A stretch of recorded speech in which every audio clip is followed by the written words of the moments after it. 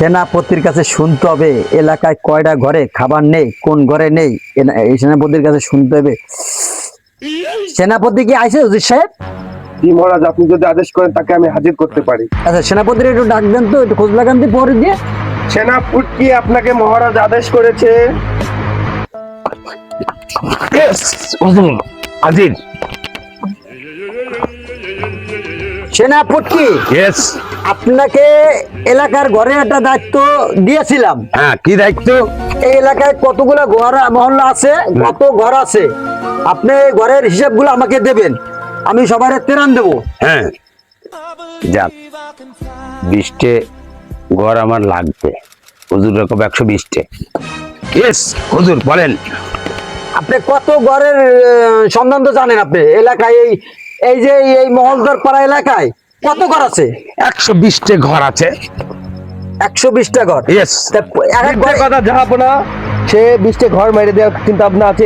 এই এলাকাতে 100টাই ঘর আছে। আপনি যদি আদেশ করেন আমি আপনাকে লিস্ট দেখাতে পারি। না না, যাওয়া না। 120টে ঘর আছে। আগের বারও আমরা ত্রাণ দিয়েছিলাম, সেই লিস্ট এখন আমাদের কাছে আছে। হুজুর সাহেব এটা 20টে ঘর মেরে খাবে।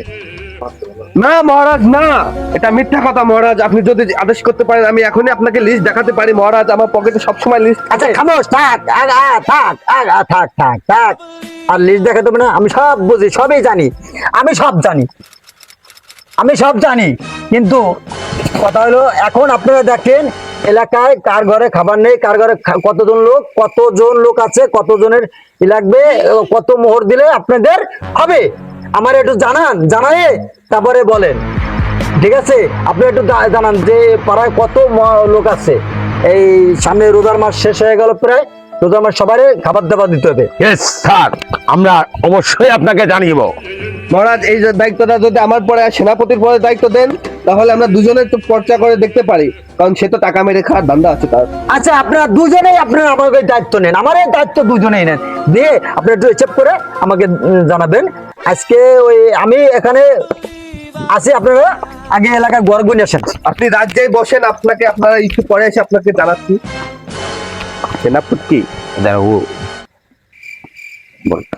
আমরা দুজন মিলে যদি কই যে এখানে মেলা ঘর আছে। আমি তো বলিলাম 120টে, তুমি তো আমার ধরাই দিলে, তাহলে এর মধ্যে কারণ আছে। 250 ঘর কই? হ্যাঁ, কারণ আপনিও খাবেন আমিও খাবো, আর দুইজনে ভাগ করে। আর রাজা তো বলো, রাজা তো কোনো ব্যাপার না। রাজাদের তো সবকিছু তো হিসেব কিতাব আমার দায় থাকে। রাজা তো Yes, বুঝবে তাহলে না। চলো রাজার সামনে হিসেবটা দিয়ে দিই। আচ্ছা। না, আগে তুমি যাই বলো, তারপরে আমি আসতেছি, আমাকে ডাকার পরে। মহারাজ, আপনি যদি আদেশ করেন আপনার কাছে কোনো বক্তব্য আমি দিতে পারি। বসেন, ঠান্ডা মাথায় বলেন আপনি, আমি সব প্রস্তুতি করে নিচ্ছি, ঠান্ডা মাথায় বলেন। মহারাজ, আমি এলাকাতে ঘর গুনে আসলাম, মানে টোটালে হিসেব কিতাবে মিললাম, এখানে আরো নতুন ঘর যোগ হয়েছে, মোট 250টি ঘর আছে মহারাজ। সেনাপতিও ছিল ওখানে? জি মহারাজ, সেনাপতি আপনাকে হুজুর ডেকেছে। সেনাপতি Yes, হুজুর, হুজুর, আমি এসেছি। হুজুর, আমার সমস্যা আছে, হুজুর পড়িয়ে গেছে আজকে হুজুর পড়িয়ে গেছে এক বাড়িতে। সেনাপতি, ইয়েস, আপনিও কি গিয়েছিলেন উজির সাহেবের সাথে? হ্যাঁ, গিয়েছিলাম। আচ্ছা, কত ঘর আছে? 250 ঘর আছে। 250 ঘর। আচ্ছা, আমি 250 আপনাকে এই 10,000 মোহর দিচ্ছি, আপনারা সবার ঘরে পৌঁছে দেন। ইয়েস, দেন হুজুর, আমাদের কাছে দেন, আমার কাছে দেন। না মহারাজ, না, এটা আমি কোনোভাবে মেনে নিতে পারবো না। কেন, আবার কি হলো? এই টাকার দায়িত্ব সম্পূর্ণ আমার উদ্যোগ পরে দিয়েছেন আপনি, তারপর কেন দিবেন? হুজুর, একটা মশা। রাজা মশাই, এইভাবে এত বড় বেয়াদব রাজা মশাই। আমাকে কি মেরে ফেলবেন? না হুজুর, না, এটা একটা মশা হুজুর, এটা একটা মশা। আপনার মশা কামড়ালে আপনার যদি জ্বর হয় সে দায়িত্ব তো আমার।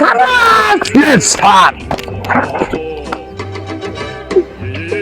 বেদবিস আমি পছন্দ করি না। জি বেদবিস আমি পছন্দ করি না। জি মহারাজ। আমি কি আপনাকে অস্ত্র বের করতে বাধ্য হবো? না মহারাজ, না, আমি এটা মানতে পারবো না। তাহলে কামান কোথায় গেছে? মশা মারবেন, আপনি মারবেন কা? কামান কই? এই যে মহারাজ, কামান এই। তাহলে এত সময় কামান আমার গায়ে মশা কামড় দিল কেন? এই হচ্ছে কামান।